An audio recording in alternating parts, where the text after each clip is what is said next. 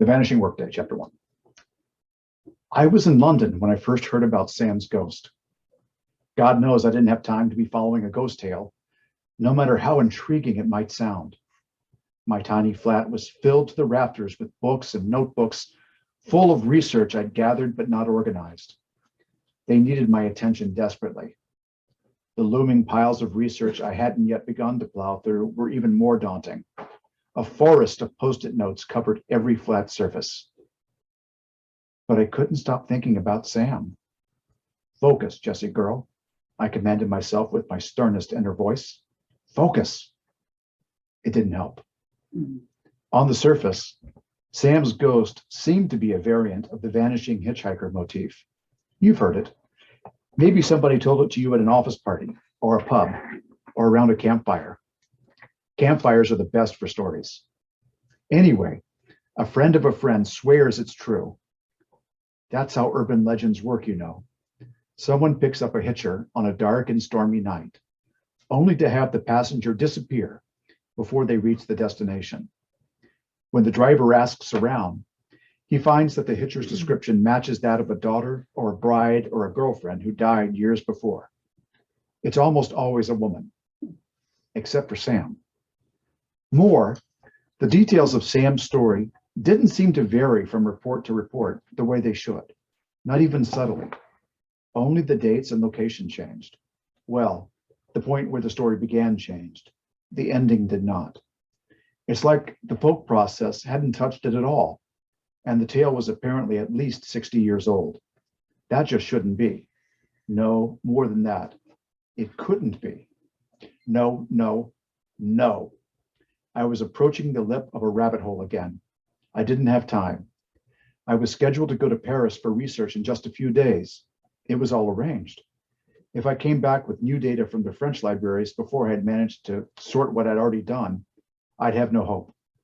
My dissertation would be lost forever, buried under an avalanche of unannotated paper and post-it notes. I didn't have time to eat, sleep, or even breathe, much less get distracted by something new, something that didn't have anything at all to do with my topic. No matter that, unlike most urban legends, this one seemed to be a serial story, one that apparently continued year to year, rather than simply being passed along by a friend of a friend, acquiring slight variations each time it's retold. No matter that the latest episode actually seemed fresh, and perhaps even local to London, fresh enough that I might actually be able to track down a genuine original source, at least for the latest variation anyway. No, I didn't have time. No matter that I might become one of the very few cultural anthropologists to actually track an urban legend to its source. Besides, I wasn't even a cultural anthropologist yet, and I never would be if I didn't get a handle on the stupid dissertation. I wanted to be Dr. Jesse Malone. That meant I had to focus. I put a kettle for tea on the stove and, with effort, banished Sam's ghost from my thoughts. I had to finish my dissertation. I promised David, after all. I promised him. A promise to my David is sacred. My dissertation was supposed to be on variations of the pleading ghost story. You've probably heard that one too. It goes rather like this. A poor priest in London, it's usually London in the oldest variations, convenient, since that's where I happen to be researching it, is reading alone in his home one evening when he hears a knock at his door. Pulling on a robe over his dressing gown, he opens the door to find an old woman wearing a rather outdated clothing, including a bonnet and shawl. It's almost always a bonnet and a shawl, even though they're not always black. But I'm being a scholar instead of a storyteller. Anyway, the frantic woman begs the priest to come with her, saying he is needed desperately. The priest resists, citing the cold, the snow, and the late hour. Perhaps he can come round tomorrow instead. The woman persists, and eventually the priest agrees. She gives him an address in Regent's Park, and he goes to dress and get a coat. The priest suffers a cold and miserable walk through the dark streets of the fog-bound city. Later, he arrives at one of London's ritziest manors to find an elegant party in full swing. All of London's elite is present. Our priest knocks on the door, and a butler answers. "Hello," says the shivering priest. He then gives his name. Sometimes it's Mulligan, sometimes Gray, sometimes Johnson, or a dozen other variant Irish, Scottish, Welsh, or English names. "I believe I'm wanted here," he says. "Do you have an invitation, Father?" the butler asks curtly. "No," says the priest, rather flustered, "but I was told I'm needed." The butler escorts him into a small sitting room and presently returns with the master of the house, a very well-known and respected gentleman, usually a lord or a banker or something like that. The priest tells the gentleman what happened. The gentleman claims that no one sent for a priest, but asks our friend to describe his visitor. The priest does so, and a strange look crosses the gentleman's face. And then, suddenly, the man starts weeping uncontrollably. As our friend the priest holds the sobbing man, he confesses a life of terrible crime and wickedness. The details always vary, but believe me, they're never pleasant. The priest urges the man to confess and make his peace with God. The man does so, and the priest, convinced of the sincerity of his conversion, grants him absolution with a gentle smile and a touch to the bowed head. As he leaves, he admonishes the man to come to Mass in the morning. The man promises to do so, and the priest bids him good night. The next day, of course, the man doesn't show. Concerned, the priest goes to visit him again. Once again, the butler answers, telling the priester that the master is dead. "That can't be," exclaims the priest. "I spoke to him just last night." "Alas," insists the butler, "the master died in his sleep." Shocked, the priest asks to see the body that he might say a prayer for the man's soul. The butler agrees. When they reach the master's bedroom, the priest notices a portrait hanging on the wall and recognizes the woman who came to fetch him the night before. "Who's that woman?" he asks. "Why, that's the master's mother, Father," says the butler. "She died several years ago." The tale always ends the same way. It was recorded in Philadelphia as early as 1951.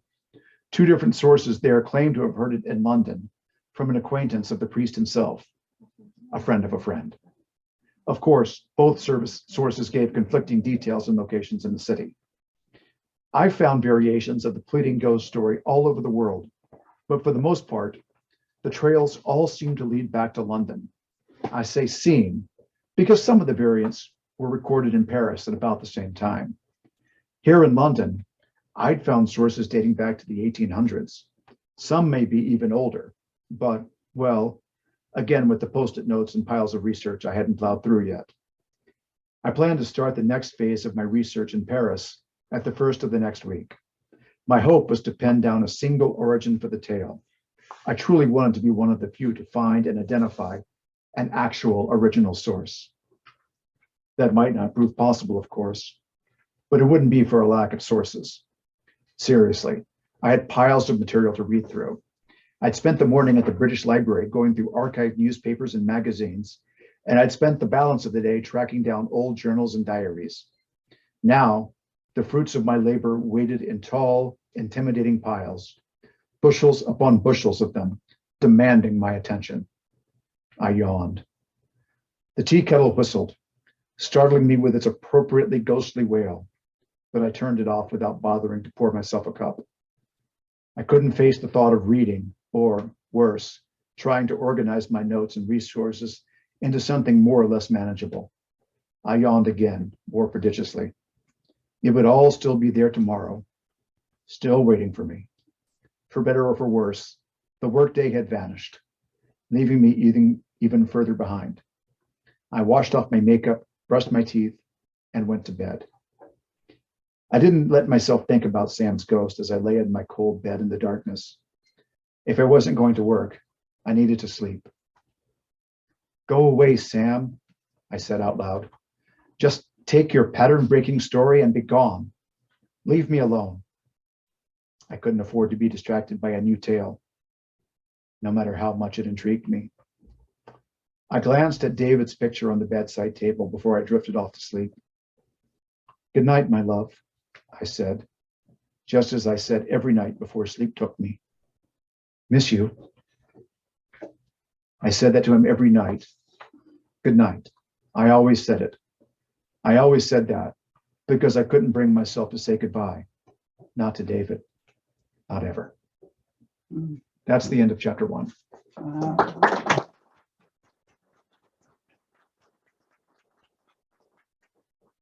Then I'll read one more short scene that's a few pages later. This is the flashback. Jesse's remembering her time with David, and this is her engagement.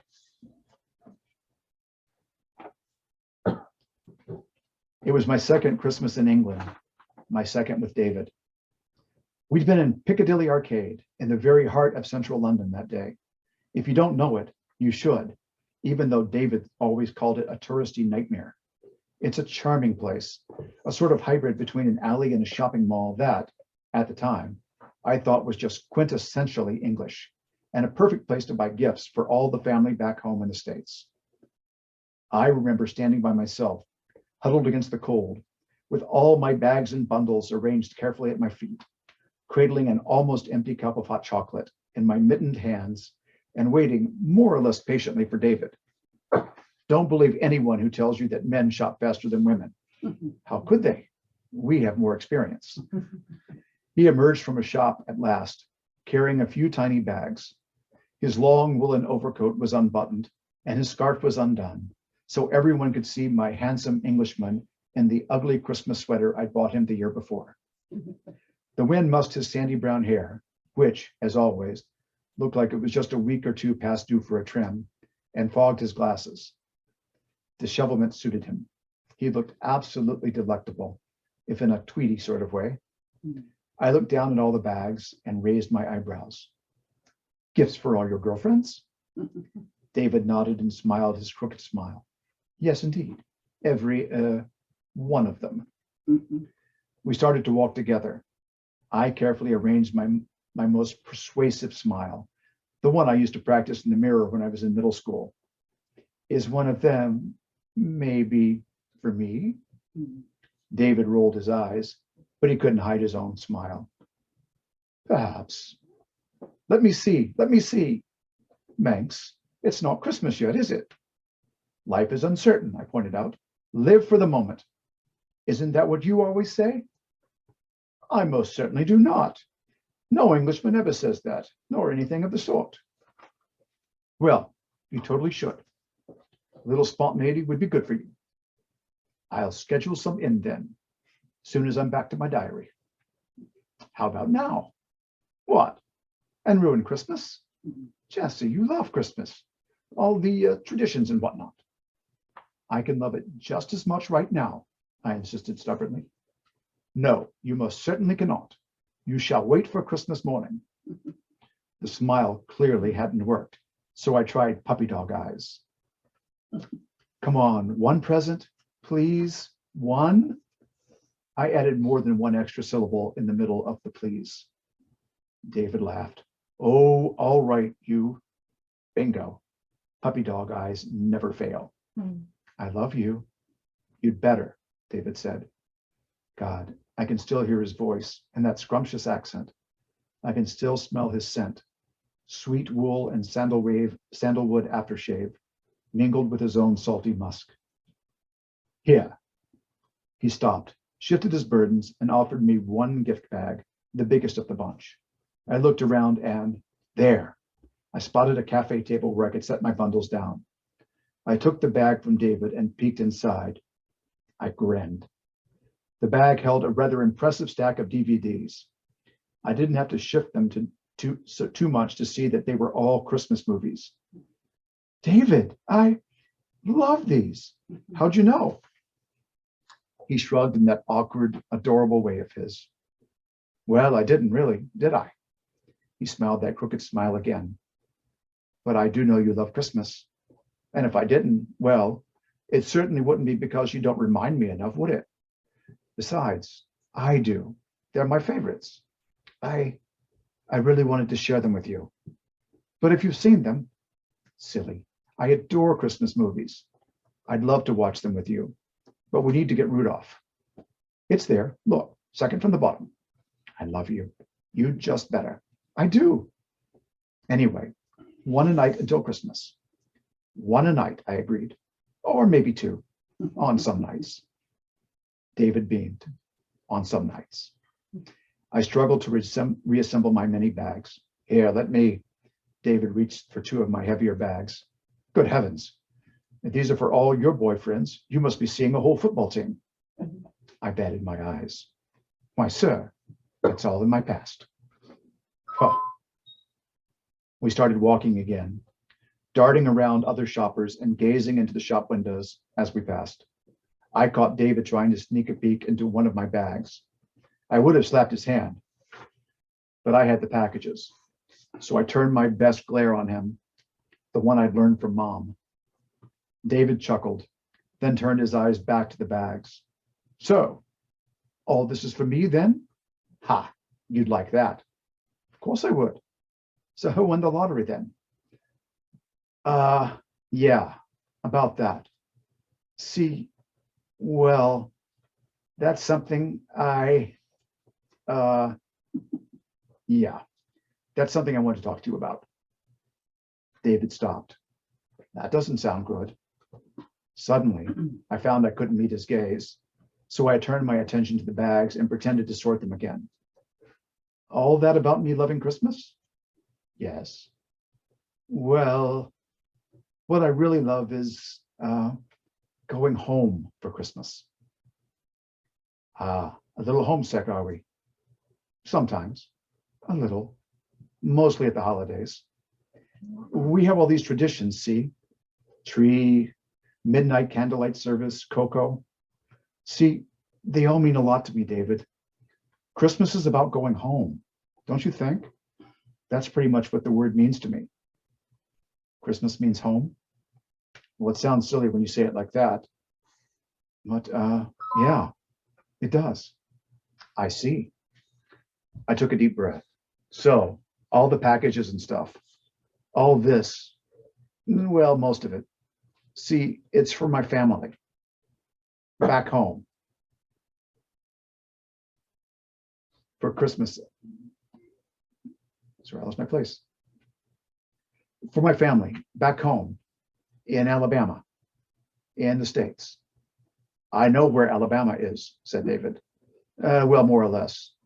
Bottom right, isn't it? Yes? Right. Yeah, see, I always go home. For Christmas, I mean. It's a big deal for us. Ah, David smiled. A big deal then. I swallowed. We all gather.